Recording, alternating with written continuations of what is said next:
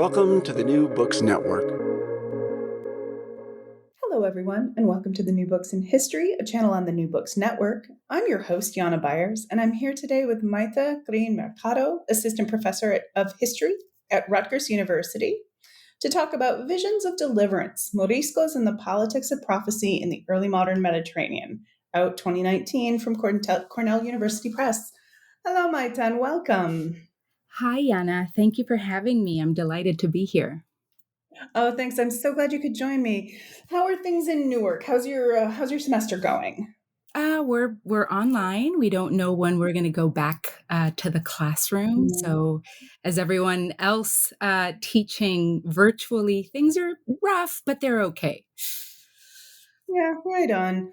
I'm so tired of it, but it's the right thing to do, you know. We spring is right around the corner. We're almost out of this, hopefully, with vaccines. And Yes, I so don't know that it's looking brighter. The future is looking a little bit brighter.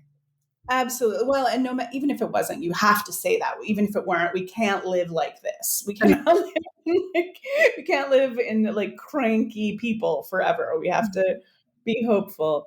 Yeah, and March is a cruel month. Maybe Mhm. not as cruel as April, but pretty bad. Yeah. But our conversation today will be a bright spot. So uh, let's get started. All right. So, the first thing I want to do is put this work in your personal academic intellectual trajectory. So, this is your dissertation or your revision of your dissertation, correct? It is, yes, it is. Excellent. Yeah. So, I mean, there are a couple questions here, like how did you become interested in the early modern era and the Med, Mhm. and then this topic specifically. So, how did you come to write this book? It's an interesting question because as an undergraduate, I studied at the University of Puerto Rico, and I was interested in medieval Italian history. I thought that was what I was going to do for a PhD, and I had the opportunity to go to the University of Chicago. And the way I ended up studying this subject is kind of odd. When I was in Puerto Rico, there was a very active and very important group in the Department of Hispanic Studies that was studying Moriscos and Aljamiado literature, and we will talk about this more, hopefully, in a little bit. But I didn't know about it then because I was interested in Italy and in medieval history. I went to Chicago, and I took a course that really changed the course of my intellectual trajectory. It was a course taught by a historian of religion, Bruce Lincoln. And if you read the book, Bruce Lincoln's ideas really influenced and shaped the way that I think about religion in general and society. But he was teaching a course titled Oracles, Divination, and Magic. And I had to write a paper for his course. And I ended up doing research on Morisco magical practices. I didn't know about Moriscos. Again, there was this active group in Puerto Rico that I didn't know about. So little by little, I ended up studying more and more about Moriscos and decided that I really needed to focus on this as a course of study for my PhD. And I didn't know anything about Islam. I didn't know anything about the Arabic language. And so I decided that instead of doing the PhD training through the history department, I was going to do it in the Department of Near Eastern Languages and Civilizations. I was very fortunate that I was accepted into the PhD program there. And then it took years and years of training in Arabic and in Islamic history to get to write this book. And so when I was in that department, I really didn't have any interlocutors who were working specifically on Moriscos or even the history of the Islamic West. And so this kind of forced me to have conversations and work with people in other fields in Islamic studies, especially people who were focusing on the Eastern Islamic lands. And I ended up working with an Ottomanist, Professor Cornel Fleischer. And this was the best thing that could have happened to me, because that's where I ended up getting to the Mediterranean. I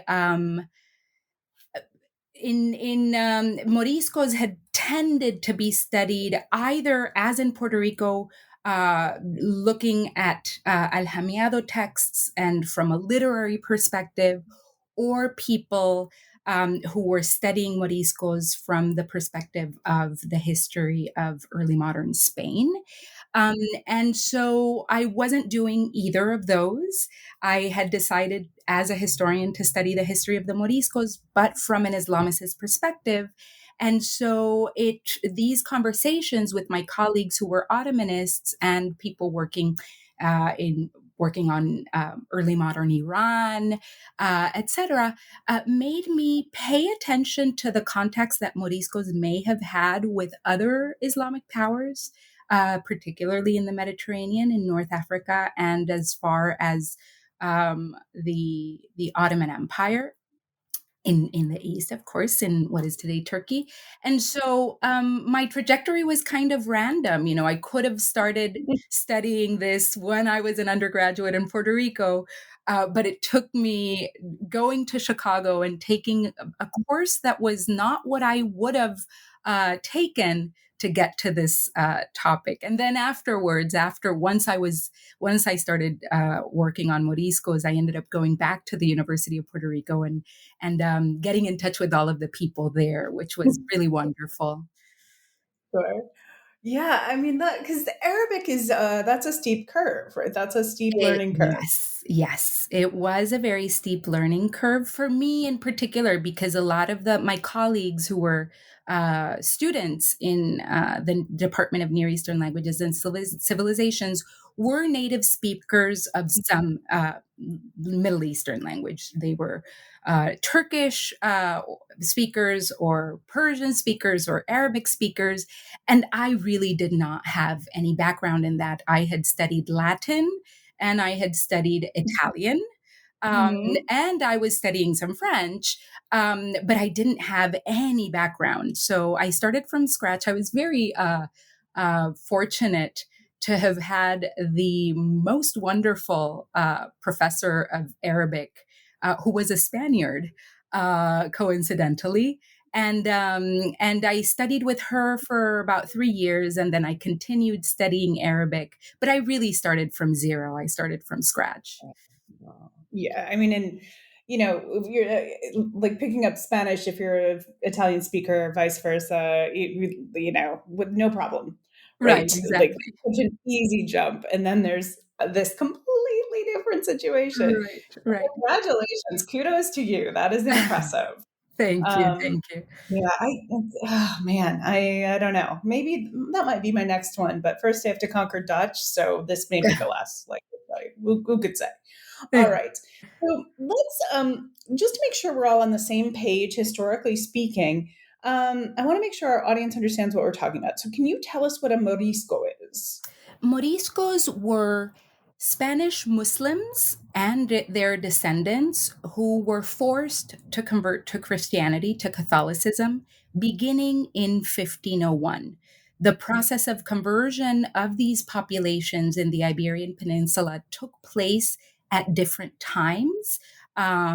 In Castile, for example, these Muslims were forced to convert as a result of a rebellion that took place in the Kingdom of Granada, um, in beginning in 1498.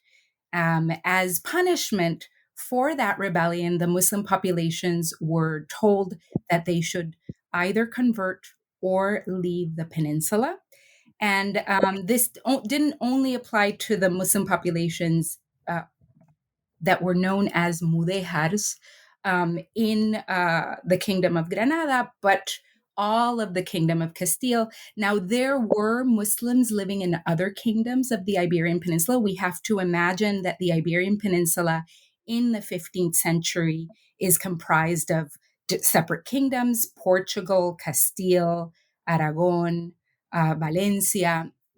And the Muslim populations of the kingdoms of Valencia and Aragon were not forced to convert until later, until when the initial conversion of Muslims took place under the kings Ferdinand and Isabella, the famous Ferdinand and Isabella, who took over Granada. The conversion of the Muslim populations of the kingdoms of Valencia and Aragon took place under King Charles V, and this began in the year 1519, 1520. By 1525-26, all of the Muslim populations of the Iberian Peninsula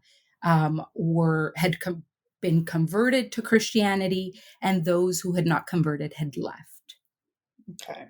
Yeah. Just for everyone who's listening, remember that there is the conquest of Granada in 711, and so from 711 until 1492, there is a government that is Muslim in Spain, as well as a sizable Christian population and a sizable Jewish population.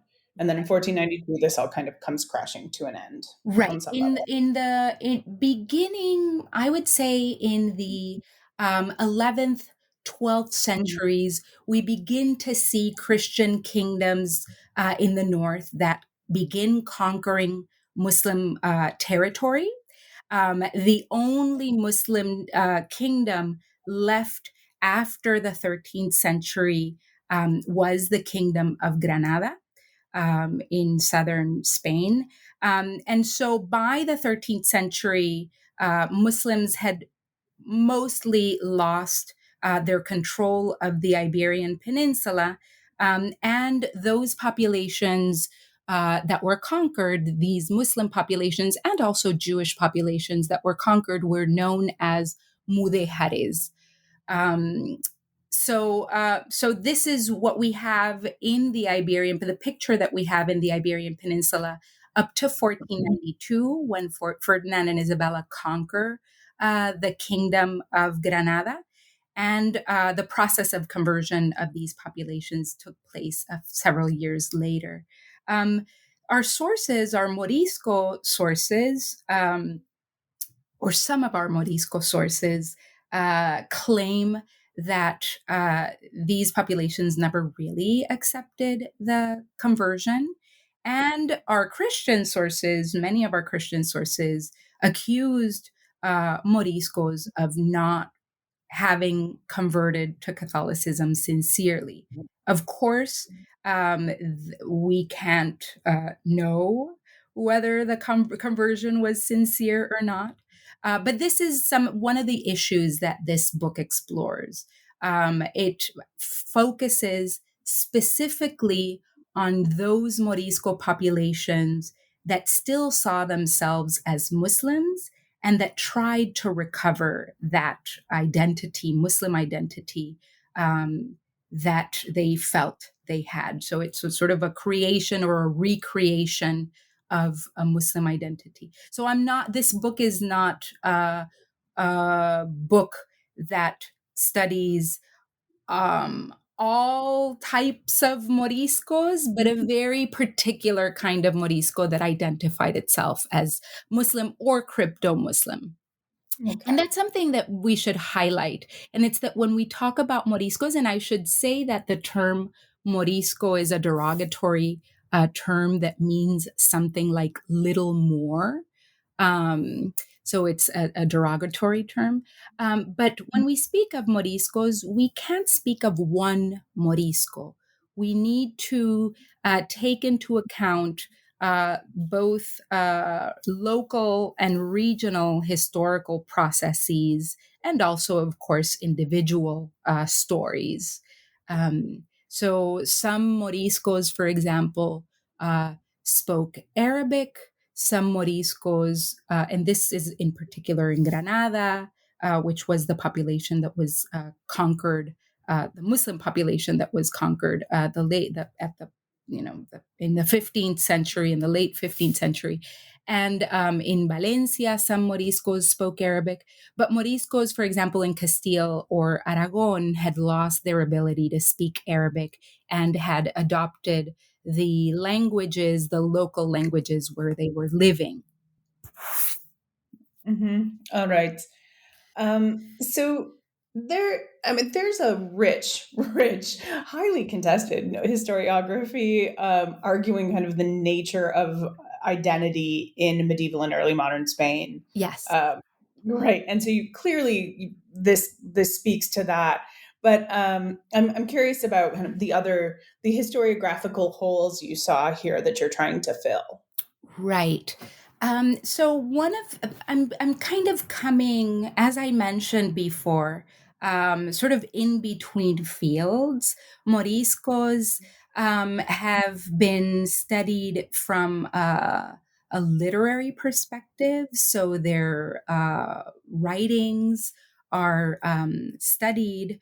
Um, and then they had been up to the moment when I was started training, studied primarily by historians, primarily from the perspective of the history of Spain. Um, and so, as I mentioned before, I wanted to look at them from the perspective of the wider history of Islamic civilization. And so, I think that this work is making an intervention there. On the one hand, it is sort of um, focusing on the Muslim past of Moriscos, and at the same time, um, I am also very interested in locating Moriscos within the broader history of Islamic civilization, which is something that when you look at any textbook of Islamic civilization, Moriscos are never mentioned. And so it's also telling Islamicists, look, this is also part of the history of Islamic civilization. And I think that's really important. And then the third intervention that I think I am making is looking at Moriscos from a Mediterranean perspective. Mhm. And when I started this work, that hadn't happened. In recent years, we have seen an increasing um, scholarly output of looking at Moriscos in the Mediterranean. But when I started this work, this was actually something quite new. And when you look at the Moriscos outside of the Iberian Peninsula, and in a wider Islamic and Mediterranean context, one of the things that we see is sort of a recovery of a Morisco agency. Because when we look at Moriscos from the perspective of the Iberian Peninsula, and actually from a literary perspective, one of the things that you kind of come away with is the idea of a persecuted minority, right? A minority that was forced to convert and to assimilate into the dominant Catholic culture. And so we see a history that where Moriscos, in a way, lose agency. But when we start looking at the connections that they had with the broader Islamic and Mediterranean world, in a way, this agency is recovered, and we see them as active participants in the political and the cultural and the intellectual life of their time, of the Mediterranean. And I think that's one of the things that I was very interested in exploring in this book. Yeah, I see that, and it makes a contribution to. I mean, the idea of a broader Mediterranean world is something that really still needs to be articulated more fully. Right. Um, there's a joint culture here, a very shared culture that I think the way we study history and the way we study the past from whatever field keeps us from really exploring. Right. And this is also making my book is also trying to make an intervention in a way what we call sort of a new Mediterranean studies. The Mediterranean had been studied particularly since Brodel, as a field of study, I mean, really from a European perspective. And this Mhm. new Mediterranean studies is very much interested in looking at a connected Mediterranean and also a perspective from the Eastern Mediterranean and also the Southern Mediterranean, and how the Eastern and Southern Mediterranean, if we can talk about an Islamic Mediterranean, what the contributions are. So, not focusing necessarily on questions of uh, um, European imperial domination or colonization, but rather, especially when we look at the early modern Mediterranean, how in the 15th, or actually, yeah, in the 15th, 16th centuries, the Islamic Mediterranean was a, a dominant presence in the Mhm. Mediterranean, culturally and politically and militarily. So I think for, especially for Europeanists, it's very important to look at shift the way in which we think about the Mediterranean, and start really looking at the connections between different religious groups, and the shared culture. Yeah, yeah, very much. Which actually, this is a funny question, but do you consider yourself an historian? Yes, I do, very much so. Yeah, it's interesting because I've been trained as a historian, but I work a lot with literary texts. I don't claim that I could ever analyze literary texts the way that my colleagues, who are literary scholars, do. I wish I could, but unfortunately, that's not my training.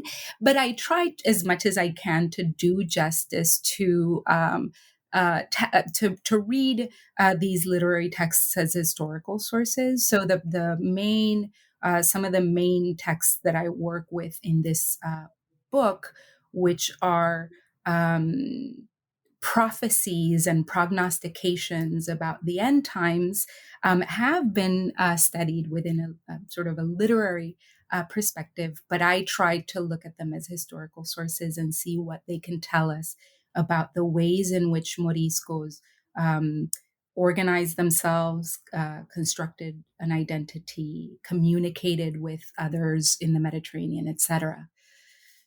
Yeah, I would say you're an historian too. That's which is. But I just wanted to, see where you weighed in on this. Yeah. You've brought up your sources now, and I really want to talk about them. You've got fascinating, fabulous sources. So tell us what you used. Okay. So I will say just a little bit about what the book is about in general, and then that will lead me to talk about the Okay. sources. So, this book, in what I try to do in this book is to, I mentioned before that I had come to this topic through the work of literary scholars. I had read articles. Actually, one of the people I mentioned at the University of Puerto Rico is one of the most important literary scholars on Morisco literature. Her name is Luce Lopez Baralt. And I had read her articles on these Morisco prophetic texts. These were texts written in what is known as Alhamiado. And Alhamiado is the rendering of Romance languages, Castilian, Aragonese, and other Romance languages in Arabic script. So Moriscos who had lost their knowledge of the Arabic language used the Arabic script to write in their native language, Romance language. And so these prophecies were written in Alhamiado, and many of them talk about or describe um, not only what was happening to them, this process of conversion and assimilation, which they equate with the end of times, but also it gave them sort of a hope. in a future redemption, that at the end of times, God would take mercy on them and would send someone to save them, and Islam would be recovered in the Iberian Peninsula. So these literary scholars looked at these texts as consolation, as a literature that was meant to console Moriscos and to help them make sense of their present situation. It put in the mouth of the Prophet Muhammad all of the suffering that they were experiencing. So in these texts, in some of these texts, the Prophet Muhammad foresees what will happen to his community at the end of times. And so as I was reading these beautiful interpretations of these texts, I began to wonder how these texts circulated, whether Moriscos read these texts, whether they were aware of them, and the contexts in which they circulated. And this is what my book tries to reconstruct. So I begin with this set of sources, with these prophetic, apocalyptic texts written in El Hamiado. Sometimes these texts are also written in Arabic. So depending on where they circulated in the Iberian Peninsula, in Valencia, we have these texts rendered in Arabic, and in Granada also, and in other parts of the peninsula, they're written in El Hamiado. And so I start with these. I started trying to see the contexts in which they circulated. And I should say something else about these texts that is quite interesting. So Moriscos drew from different sources in order to create these apocalyptic prognostications. I just mentioned the Prophet Muhammad. And so some of these texts are presented as what are known as hadith. And hadith are sayings, actions, and tacit approvals of the Prophet Muhammad as they were recorded by his companions. And so some of these texts put in the mouth of the Prophet Muhammad what will happen. They're set as Muhammad sitting with his companions, and one of his companions asking him to tell them what will happen to his community at the end of times. And then Muhammad kind of starts, his eyes well with tears, and he starts saying that at the end of times, his community in the confines of the earth, this is Iberia and the Western Islamic lands, are going to go through tribulations, et cetera, et cetera. And so this is one set of sort of sources that Moriscos are drawing from, and there is a rich set of apocalyptic narratives that are attributed to Muhammad. So there's already that tradition that circulates. And then there's another set of sources that Moriscos are drawing from, and these are Christian apocalyptic sources that circulated in the Middle Ages, and particularly in the 14th and 15th centuries in the Iberian Peninsula, and also in the rest of Europe. And they're attributed to John of Rupasissa, a famous astrologer and apocalyptist, and others. So again, Moriscos are drawing both from Christian material and from Islamic material and reinterpreting it according to their community's prerogatives. Okay. And so one of the ways in which I went about reconstructing the circulation of this material was by focusing on a very important set of sources for the history of Spain and the history of Europe in the early modern period, and these are Inquisition sources. So I was looking at Inquisition cases against Moriscos that mentioned anything about prophecies or apocalypticism. As I was doing this research, it was really like the process was really like looking for a needle in a haystack. because a lot of this material was not cataloged properly. And I was going through boxes and boxes of either full dossiers, Inquisition dossiers, or I was going through just loose papers looking for any mention of Moriscos and prophecies or apocalyptic stuff. And it took years and years for this research, for me to complete this research. But I was able to start reconstructing the way that this material circulated, because in these Inquisition sources, and for those who don't know how the Spanish Inquisition operated, and of course the Inquisition was a religious tribunal that sought to investigate matters of faith. And so at times, Moriscos landed in the Inquisition because they were suspected of apostasy, of turning back on Christianity and going back and practicing the religion of their fathers or grandfathers or grandmothers, or their old religion. So if they had been converted recently, or it could have been the religion of their mothers and fathers. But in any case, these Moriscos sometimes were accused of or suspected of apostasy. And once they landed in the Inquisition, they had to offer a confession of all of their sins. And sometimes in these confessions, we hear the voices of Moriscos mentioning these prophecies, and that's where it gets super interesting. So that allowed me to be able to start seeing where these texts circulated, when these texts circulated, and the contexts, and how Moriscos understood these texts.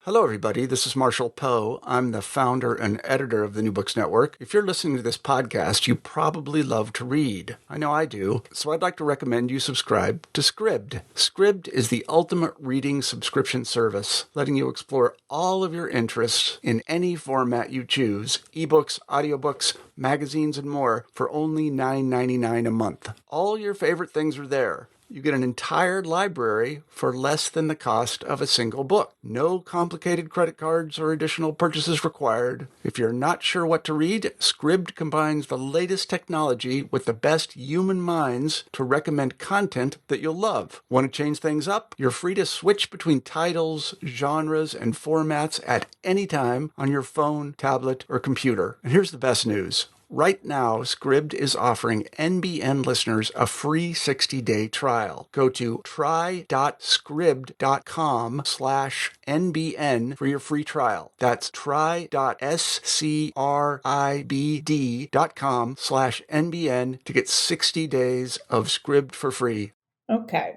So we have this body of primarily these body of texts. Do these read like narratives? Are they stories? Are they just nonfiction, like in the end times, da da da? So some of them read, as I mentioned, some of them read as hadiths, these sayings of Muhammad. Some of these and in these, not only is Muhammad sort of saying what will happen at the end of times, but it reads like warnings. Actually, some of the warnings about the things that will happen at the end of times that we read in the Quran. And then others read as narratives. Yes. So, for example, this is what this person who is an expert in astrology said about what would happen at the end of times. And then when the sun stops shining, when the mountains crumble, that kind of thing, is the way that these texts read. I should also say about sources. So Inquisition sources and Alhamiado and Arabic literature, Morisco literature, are my main two sources.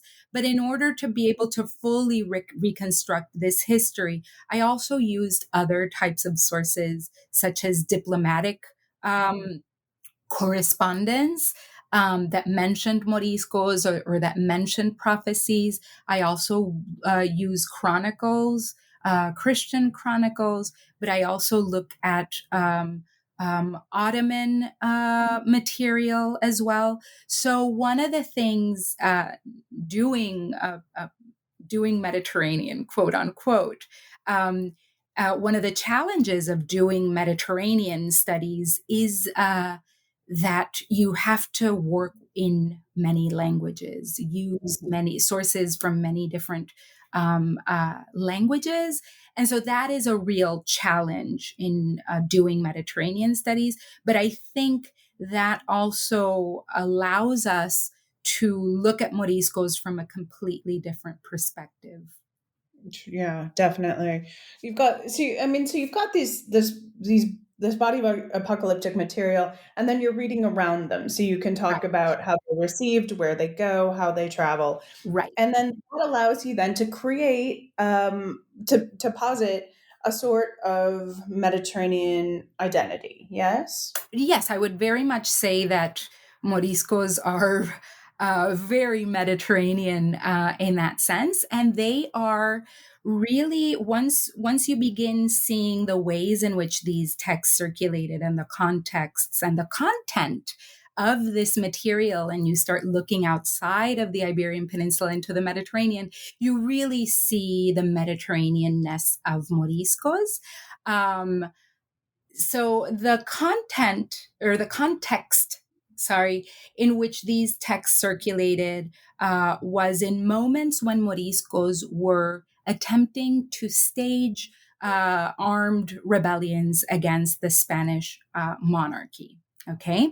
Um, there's a very important moment in 1568 when Moriscos in Granada stage a 2-year rebellion known as the Revolt of the Alpujarras um, against the King Philip II. And this sort of marks a moment in the history of Moriscos where there will be subsequent attempts to rebel. In order to do this, Moriscos try to seek for help outside of the Iberian Peninsula. They look towards the east, towards the Ottomans. They also look towards North Africa, and they even look towards France. So any enemy of the Spanish monarchy that would be willing to help. And in doing so, they appeal to prophecies not only to galvanize support within the Iberian Peninsula, other Moriscos who were listening to this message and saying, okay, this is the moment that we need to act because the end is near, and at the end of times, this is what's going to happen. But they also use this discourse to appeal to the apocalyptic sensibilities of other people, particularly of uh, rulers in the Mediterranean who had messianic pretensions and who were familiar with the language of the apocalypse in order to ask for support for their enterprise. So, in a way, we can see apocalypticism in the early modern Mediterranean as a um, lingua franca of politics and religion, if you will, that is used by Muslims and Jews and Christians to articulate religious expectations, but also political ambitions. And Moriscos are tapping into that in order to get their political message across. Mm-hmm. Okay, and this there are these moments where this where this really kind of comes to the head, as you've mentioned. Like, talk to me about the impact of Lepanto, say. Okay, so this is great. This is a great question because one of the things that we see in the early modern Mediterranean, and this is very well known, is this confrontation between the Ottomans and the Habsburgs for the control of the Mediterranean. And so one of the things that we see in the 16th century is that the Ottoman threat that had been very acute for European Christendom, particularly after the conquest of Constantinople in 1453, becomes a reality in the early 16th century. By the time Lepanto comes around, so there's all these calls for a crusade against the Ottoman threat. And once Lepanto takes place, the Ottoman threat has begun to wane, but Moriscos are still hoping that the Ottomans are still strong enough so that they will come to the Iberian Peninsula and will help them in their enterprise. Lepanto is a moment where apocalyptic expectations are heightened. And once again, everyone around the Mediterranean is kind of looking at this battle and looking at this moment as one of the final battles of the end times. The Ottomans, of course, lose Lepanto, but quickly manage to kind of rebound and conquer Tunis. And so Morisco's hopes for an Ottoman intervention once again sort of get reignited with this conquest of Tunis. And so I would say that a lot of these battles that are taking place in the Mediterranean and this confrontation between the Ottomans and the Habsburgs and other Christians that becomes articulated in the language of crusades is very much infused with language of apocalypse. So there are different sort of ideas that are sort of mixed into this. One is the idea of the emperor of the end of times. And so in this confrontation with the Ottomans, different European powers are presenting themselves as the embodiment of the last Roman emperor. But the Ottomans can also claim that they are the last Roman emperors because they have conquered the last Roman Empire, which is the Byzantine Empire, and now they are the occupied. I mean, they are the Caesars. The empire has been transferred to them, and so we see all of this, all of these ideas getting interpreted in a language of apocalypse, and different people in the Mediterranean sort of using it, deploying it, recognizing it. And Moriscos are doing the same thing. That is so fascinating. And this pan Mediterranean concern with who's Rome, Yes. all the way until the 16th century. That's so amazing. It really is. And there is one chapter in the book that explores this particular idea. It's titled Ottoman Rome. And we see how Moriscos, Italians, the Spanish are really worried about this, are looking at the threat and the real possibility that the Ottomans, after they conquer Second Rome, Constantinople, will try to conquer First Rome, Rome in Italy. And this is an idea that is circulating, and again, it's apocalyptically infused, circulating not just among Christians, but the Ottomans are also expressing these ideas. And there is a moment when the Ottomans have a lot of interest in actually conquering Rome and becoming the last Roman emperor before the end of times. And so this is really a Mediterranean phenomenon. The idea of a Mediterranean apocalypse is an idea that one of the person I trained with, Cornell Fleischer at the University of Chicago, really started developing in the 90s. And so he was very much interested in the ways in which the Ottoman Empire um, sh- shared, influenced, and was influenced by, but in particular influenced, apocalyptic ideas in Europe in the early 16th century.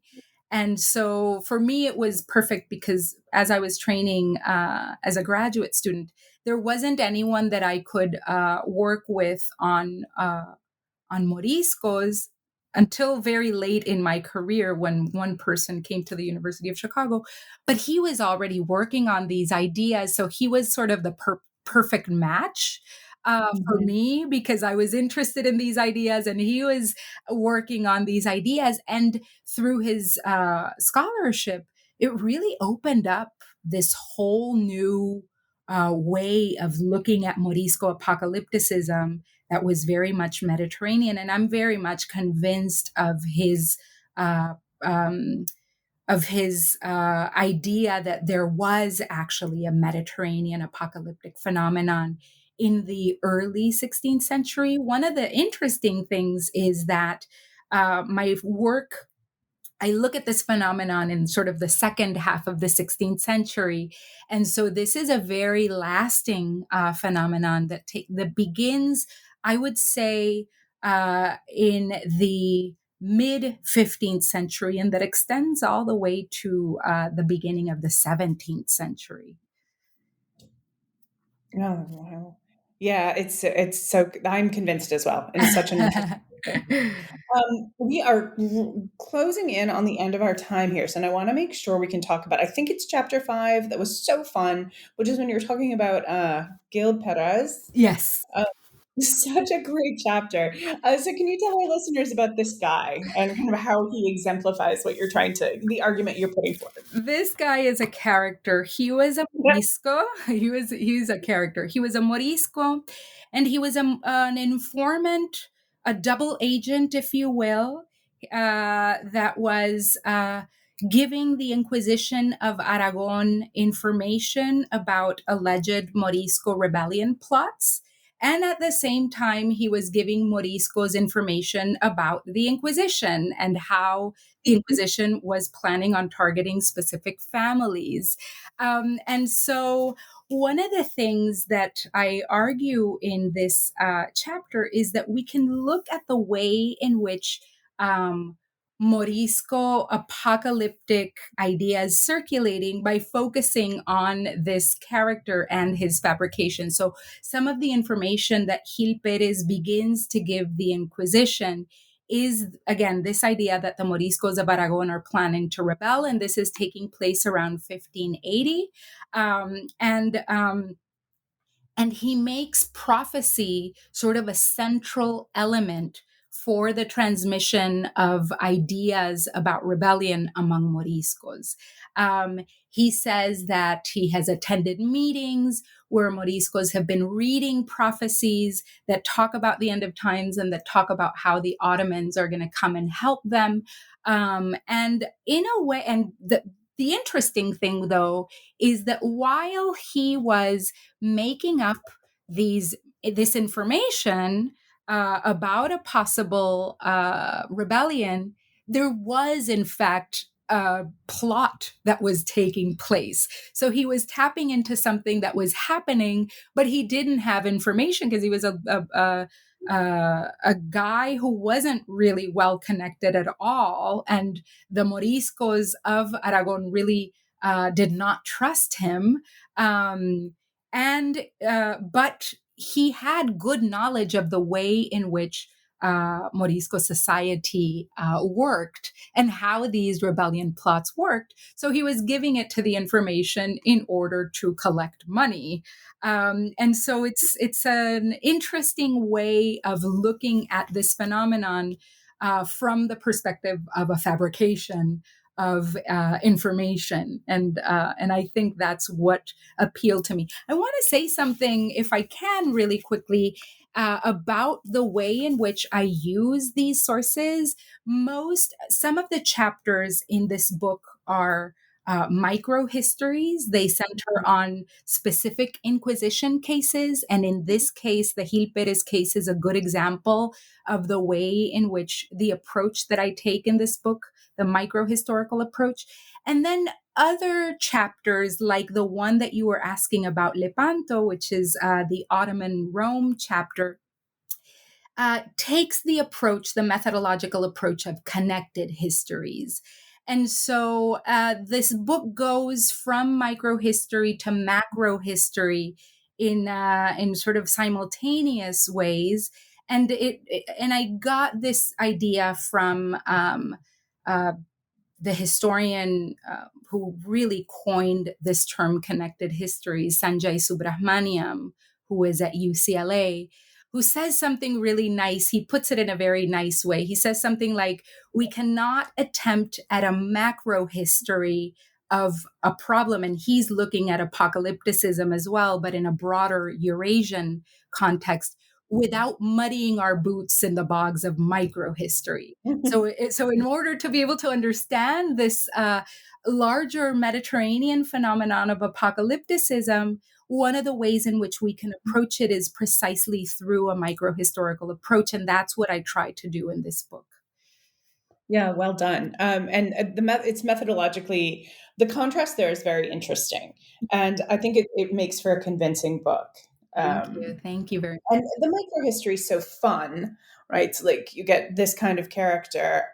He's just someone I want to talk to. What were you thinking? He was great. And then, so he is finally caught in his lie. He was actually working with a younger guy. He was very smart. The other guy wasn't terribly smart, but they're caught. And when they're finally caught by the Inquisition lying, they are going to be arrested. And then they have a plot to leave the Iberian Peninsula and try to go to Mecca in order to supposedly get a pardon for their sins. And so this way we see also sort of this typical Morisco, who on the one hand is trying to be very Muslim, but is also has all of these ideas about sin that are very Christian and about how sins can be forgiven. And so they thought about going to Mecca and try to get forgiveness for their sins. And of course, they ended up in the Inquisition. We don't really know what happens to Gil Perez after he's taken by the Inquisition, but it is a really fascinating story. And so some of the sources that I use and the cases that I look at in this book were already known, but I did a lot of research and in this case in particular, the Gil Perez case was well known. I mean, not super well known, but was known already. But I did manage to find other Inquisition cases related to this case that allowed me to look at this phenomenon of Gil Perez from other perspectives. So there's a lot of new research that was involved in writing this book, but I also I was fortunate enough to draw from already well-established and well-known cases. This is such a great one. And I mean, to your point as well, the idea, the way his worldview demonstrates kind of a conglomerate idea or a conglomerate identity. And then, with the Inquisition and any criminal court, the inquisitors have to buy what he's selling, right? So you see this discussion between the two of them that gives us a demonstration of what is kind of the broader zeitgeist of the era. Right. The Inquisition desperately wanted to believe that the Moriscos were going to rebel. And they were desperately trying to get at the elites, Morisco elites, because they felt that the Morisco elites were the ones that were, quote unquote, Islamizing or re-Islamizing the community. I mean, of course, this was also an important source of money for the Inquisition. If these rich Moriscos were taken, their properties were also taken. And so there's a lot going on here. I don't want to get too cynical about it. But the Inquisition wanted to believe that the Moriscos were going to rebel because they had done it once already in the time of the Alpujarras. Gil Perez was very well aware of what the Inquisition wanted to hear, and so he started crafting his stories to the inquisitors with this knowledge of what they wanted. But one of the things that the Gil Perez case shows very clearly is the way in which Moriscos were a very fractured community. That not all Moriscos were Muslim sympathizers, that there were Morisco elites and then poor Moriscos, and that the elites were trying to shape the ways in which the less fortunate Moriscos acted and saw themselves. And then it also tells us that Moriscos were very much part of the society in which they were living, Christian society in which they were living, and that they managed their way around Christian society fairly well. And a case like a man like Gil Perez is the perfect example. He was able to trick the inquisitors, who were already sort of ready to accept and believe anything that they could use against Moriscos, right? And so it tells us a story of a very fractured community as well. But an interesting unity about cross-cultural unity, seeking a battle for the end of time. Exactly. And the inquisitors knew very well also the way in which apocalyptic discourse worked, and the dangers of apocalyptic discourse for galvanizing sort of a support around insurrections, not just by Muslims or crypto Muslims, but also the power of prophecy for Christians. So they all spoke the same language. Yeah, that's very cool. All right, so this book, this is done between covers. So what's next? What are you working on now? So I have two parallel projects, and I have to decide where it's going to go. One of them that stems from this book has to do with Morisco displacements in the Mediterranean in the period before the expulsion of the Moriscos from the Iberian Peninsula in 1609. So it tries to look at the ways in which Moriscos left the Iberian Peninsula before the expulsion, and the networks that they created between the Iberian Peninsula and Moriscos outside of the Iberian Peninsula in Salonika and in other parts of the Ottoman world and North Africa. And this is tied to a project that I'm currently developing at Rutgers called the Mediterranean Displacements Project, that looks at this phenomenon of displacement in the Mediterranean across time and space from antiquity to the present. And so that I'm developing right now. And then I have another project that I'm developing that looks at prophecy and apocalyptic discourse as a form of diplomatic discourse in the late medieval and early modern Mediterranean. So the ways in which ambassadors and diplomats incorporated and used apocalyptic language in their diplomatic endeavors. And there are many, many examples that I am looking at right now. And I think this is also an exciting project. So one still has to do with apocalypticism and the other one has to do with displacement. Yeah, and those speak, so that makes sense. That's fascinating. And there's it's sort of really two aspects that really come out of the book that could still be explored even more. Mm-hmm. Wonderful, and both can have you working back in the Med when we're able to travel again. Exactly, that's the goal. That's the goal. All right. Well, thank you. I have taken up quite enough of your time, but thank you so much for speaking to me today. Thank you And I for would love having to me. talk to you. Oh, it was great. Further projects we'll discuss as well. Yes. All right. Take care. Thank you very much, Yana.